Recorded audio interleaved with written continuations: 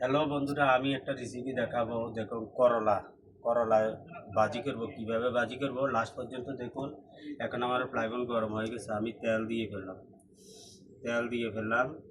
তেল দিয়ে তারপরে আমি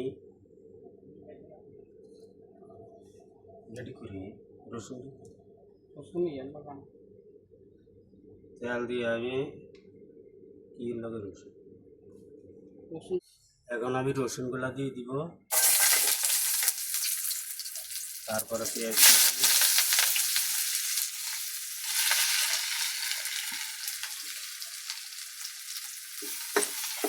হালকা নেড়ে বাদামি কালার করব, বাদামি কালার।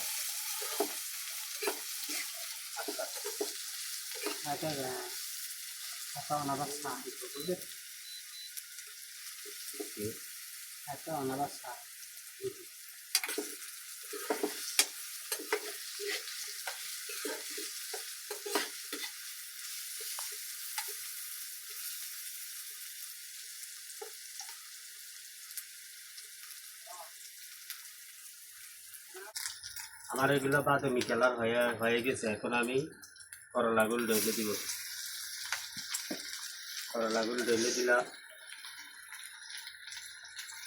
উস্তাগুলো দিয়ে দিলাম। এখন আমি লবণ দিয়ে দিব, পরিমাণ মতো লবণ দিয়ে দিব, লবণ দিয়ে দিলাম। এরপরে আমি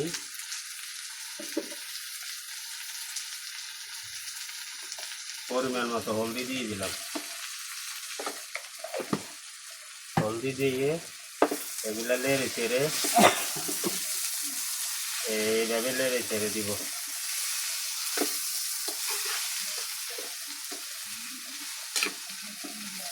নেড়ে চেড়ে তারপরে আমি